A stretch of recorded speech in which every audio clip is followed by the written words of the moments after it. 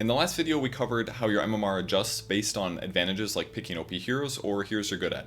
We found an equation that says for every extra 100 effective MMR you play at over your current ranking, that you increase your team's chances of winning by 2.4%. So let's talk about all the ways you can increase that effective MMR, like by playing Dota better. Now, no one solution is going to be the magic that jumps you 1000 MMR. As we found out from the previous video, spamming one OP hero should net you a maximum of about 400 MMR if you don't get better as a Dota player. So you'll probably have to improve as a player to raise your MMR by huge amounts that you likely want, like 1000 or 2000. So let's start with the easiest way to increase your effective MMR for every match that will make an effect in the long term.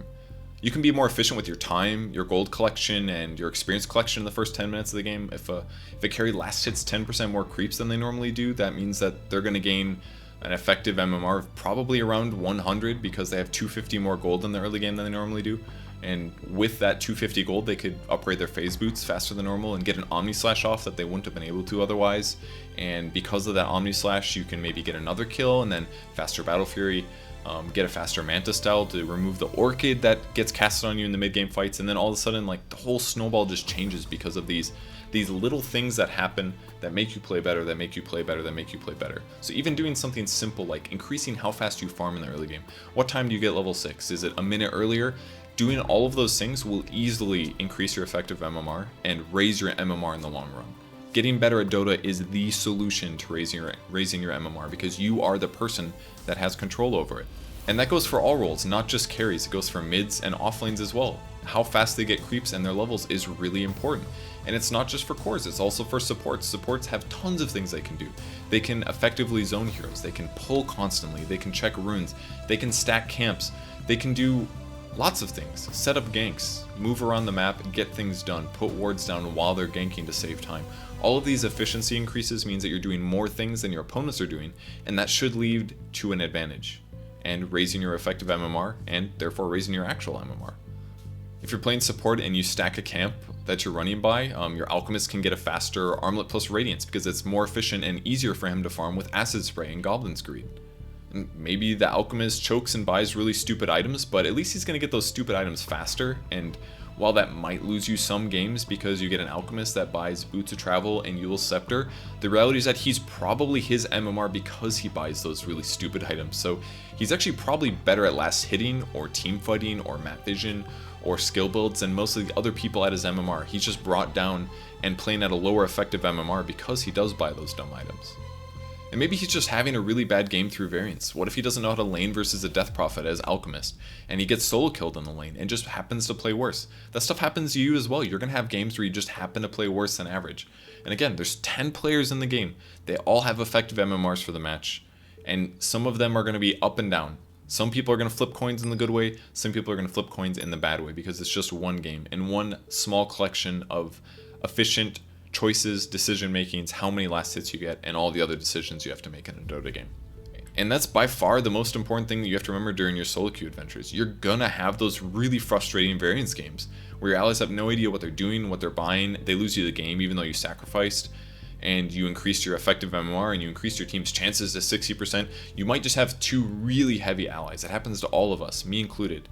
But the important thing is that you just let it happen and you just get over it. And you don't let it get to you in-game, because that's also a really big effector to how well you play. Same as the Alchemist. He gets upset because he gets solo killed by a Death Prophet. You get upset because your Alchemist solo died to a Death Prophet and he buys Boots of Travel and Yule's Scepter. You have to play through that and you have to still play as well as normal. You cannot tilt. What tilting is, it's a emotional reaction to something negative happening in a game. You have to avoid getting tilted. If somebody plays bad or they make a mistake, don't help yourself play worse by getting all into a bunch about it, saying, oh no, I have bad allies again, this game is going to be awful, it's not going to be fun. You start flaming them by typing. You know what you could do instead of typing? Thinking about what you should be doing. Be more efficient, last hit better, go do a stack somewhere. Think about, who can I gank on the map right now? Spending your brain power on that is going to be way more effective than getting mopey about it and lowering your effective MMR every game. So if the Alchemist dies, try to give him some morale support. So you'd be like, hey man, that sucks you died, but you've got this. You're going to be catch up later in the jungle. I'm stacking some camps for you so you can farm faster later. That might just make him play better. And by doing that, now you can take your effective MMR, you can be like, hey, I can increase other people's effective MMR. And it's not just through morale. You can do it by, like I said, stacking a camp. By stacking a camp, you've increased this bad player's effective MMR because he will farm faster. You spent some of your time to increase his farm rate, and now he's going to play better as a result. And again, he might choke it later, but it will make him play better than he would have otherwise. And that's another way that you can raise your effective MMR and raise your allies' MMR and raise your MMR. Make everybody play better. So there's lots of other ways to affect your mood as well. You might be having a bad week. Maybe your girlfriend dumps you, or maybe you didn't get good sleep the night before, or maybe you didn't eat breakfast. Like, all of that stuff really affects how well you play. Again, lower your variance. Make sure that you always eat breakfast before you play your pubs in the morning, and I guarantee you'll play better. It happens for me all the time. If I don't eat breakfast, I am way worse at working. I'm more irritable. All these things will increase your or decrease your chances to win games. And if you have problems with some of these things, there's a really good tip that S4 uses. I asked him about it. He said this is not just a rumor, it's true. He said that when he sits down and plays solo ranked, he'll play his games until he loses. And as soon as he loses a solo ranked, he just stops playing ranked. And that's because something probably happened that frustrated him. If he played really well and his teammates dropped the ball, he's probably mad about it. And it's going to make him play worse the next game. So he just stops. He walks away, or he plays unranked, or he plays party ranked with friends. That's a really good way to distance yourself from the ability to get tilted.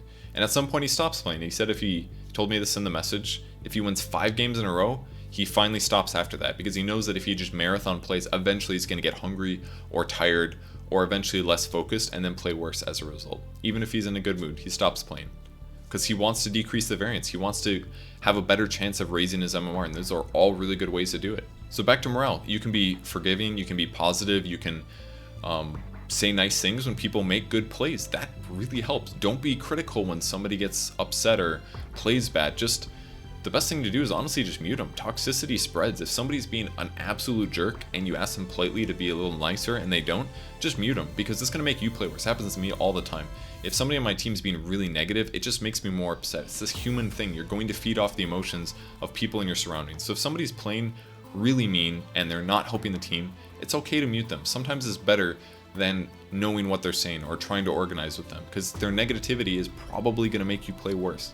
And don't do the same thing. Don't be negative to other people around you. If you're frustrated, don't tell people in game. Tell your friend later. If you're dead for 50 seconds, message your friend on Discord or something. Be like, man, I have this terrible ally in my game. You should watch my game. It's pretty funny. And then move on. But don't talk to anybody on your team in game about it. Don't tell the guy, dude, you're playing like crap. Where's the puck with these? That's only going to make him play worse. Lower his effective MMR and pretty much lower your MMR on average. All that stuff really matters. So let's go for an example finally. We'll use the MMR equations that we calculated before, and we'll do a 2.5k MMR player, if that's what you are, and a 2.5k average game. Now, in this scenario, let's say I'm the 2.5k player. I'm with 3 players who get frustrated easily. We got one guy who's toxic when we're losing. Actually, super toxic. Now, if I can lighten the mood of our iffy or bad laning stage with jokes and forgiveness when people make mistakes, 3 of our players are going to play at their better 2700 MMR because they're having more fun, they're not getting frustrated like they normally do when things go bad. And this could lead to a better than average team fights and organization winning you the mid game and getting you a gold advantage. Now the last player on our team, who's really toxic when we're losing, only tilts and complains when he's losing, because losing sucks. And now that you've guaranteed the mid game because you were positive early with your allies, you're removing the possibility that he become upset and play at his tilted mode of 1500 MMR. Honestly, some players really do become super bad when they're toxic. They give up, they stop team working, they sell some items, and they mess around. There's a lot of examples. Now this guy can't control his emotions when he's losing, and obviously affects his play, so if he just doesn't become tilted in the first place because you raised your allies' morale and ensured some gold advantage, then his true effective MMR when not upset blossoms and is probably like 2800 MMR. And that's because he's such a little toxic bastard that when he plays most games, he'll be toxic like 10% of the time, 20% of the time. If he has a bad game, he'll probably keep playing, so it's going to lower his average. His effective MMR is like all over the place, so his variance is way off. But when he's having a good game and he's in a good mood and his team is winning, he's not a jerk. He just plays really well because his mechanics are good. So in this example, I don't play any better. I'm just a 2.5k average player, but now I have the power of morale, and our team had an average of 2.5k normally, but our spread is now 2.5k. I've got 3 2.7ks, and I got my toxic 2.85k. That's because I stacked my camps for him, and he got to farm them, so it raises effective MMR by 50. That gives us a 900 MMR advantage total. If we assume that advantage was from the start of the game, That means the morale and the stacking increased my team's chances of winning to 72.8% instead of 50%. All I did was stack 2 camps and be positive. 3 of my players played 100 MMR better, and 1 of my players played 350 MMR better. Effective. That's it. That's all it takes. Reduce the variance, help your allies play better either in Dota or through morale, and you massively increase your chances of winning. You don't have to be any better at Dota. So I've talked about morale a lot. I've talked about cores getting more farm. I've talked a little bit about what supports can do, but you can also lower your opponent's effective MMR. As a support, you can do this in a couple ways. Like, you can give a player a worse than average game. You can zone the offlaner so that he's level 1 at 3 minutes instead of normally being level 2.5 or level 3 at 3 minutes. Just by providing that kind of offset makes a big difference as well.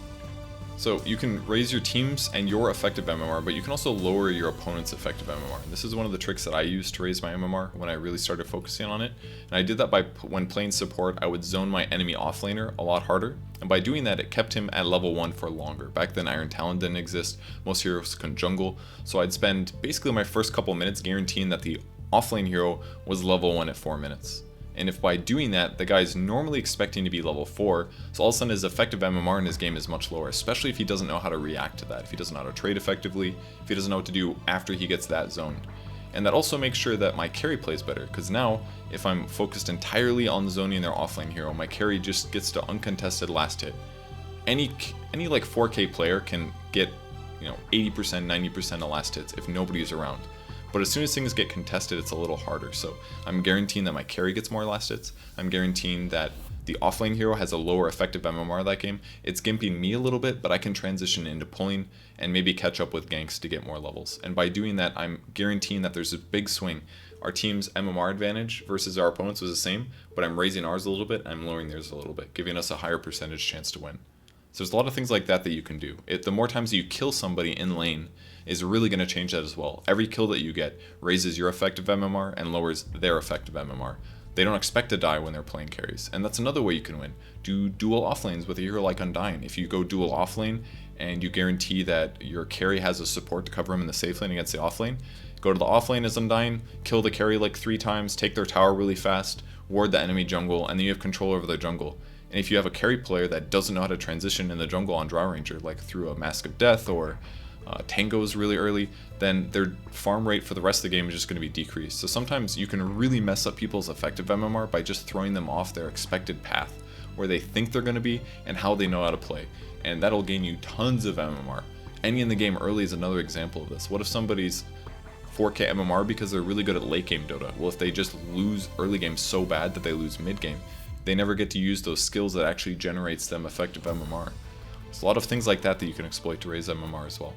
So while my statements are kind of broad and they're not exactly perfect Dota examples, the reality is that all of these perfect Dota examples that you may or may not need are in every single guide, pro player game, replay. You can watch your own replays to look at these things. We're finally back to talking about Dota as a whole and not necessarily talking about MMR, because again, it's always pretty much been about that. So in pubs, just look for those kinds of exploitations that you can use to play better than normal and to make your opponents play worse than normal. Like, look for players that are bad at things. Are they out of position? You just kill them or initiate on them or get free harassing. Did they try to rush Soul Ring on Omni Knight? Well, that's really stupid. Why would you do that? Just right click them a bunch of times until they have no HP, then they have to leave the lane. And then they come back later in like a minute and they have way less experience than they normally would have. Just because you exploited that little thing. Look at people's items, look at their positions on the map when you're approaching a gank.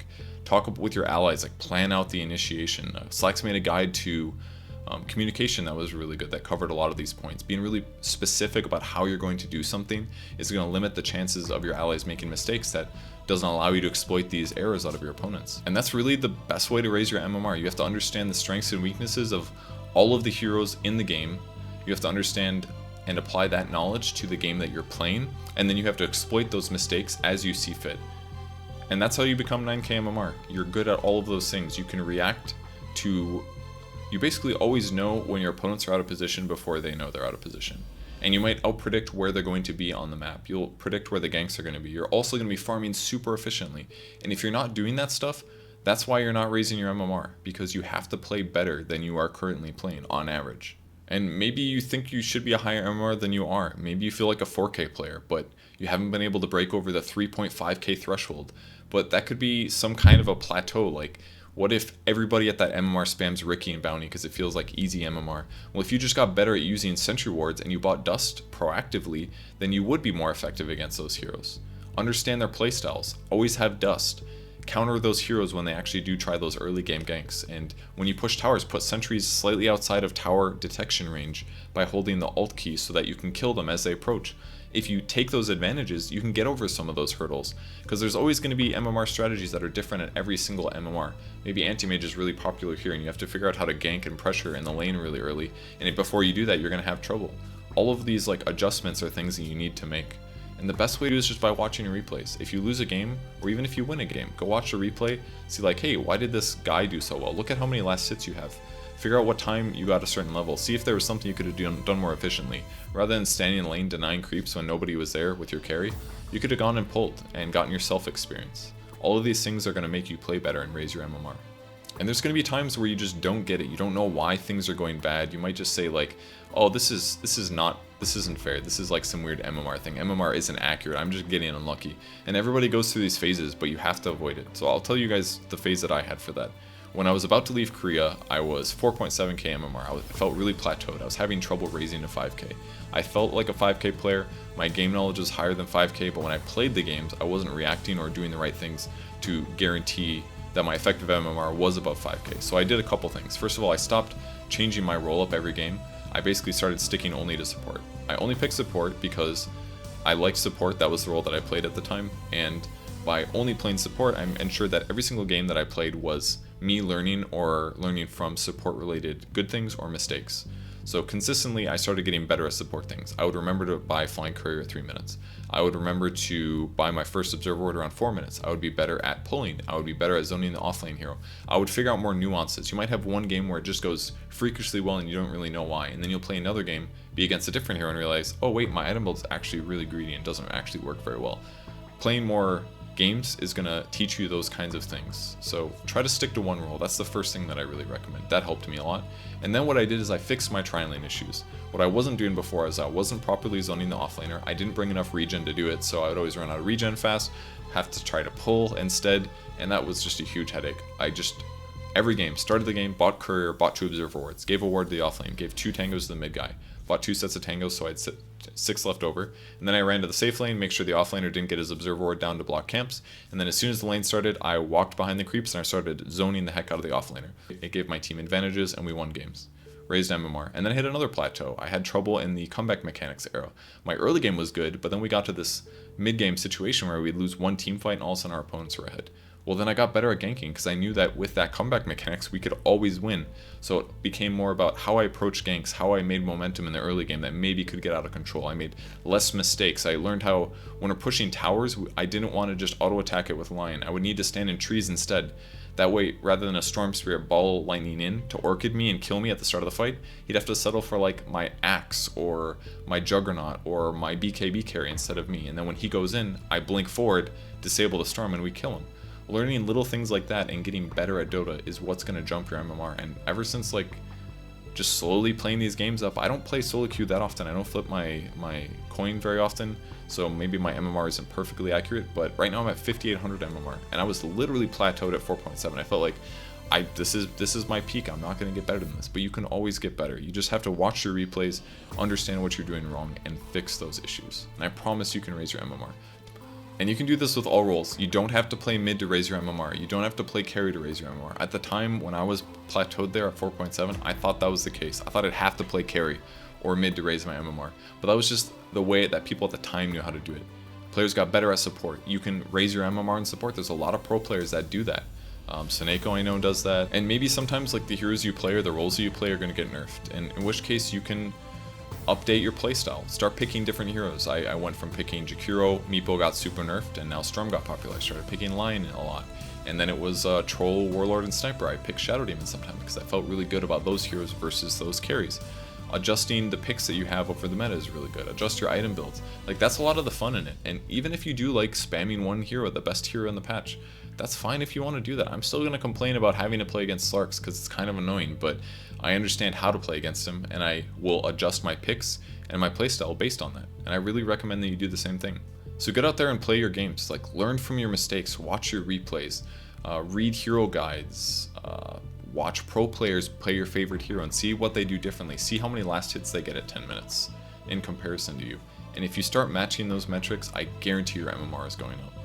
Don't focus your brain power on how bad your allies are playing. Don't focus it on like how sad you are because your allies are building terrible items. It's the nature of the game. It's going to happen with variance. And if you're improving, your MMR will also improve. Thanks for watching.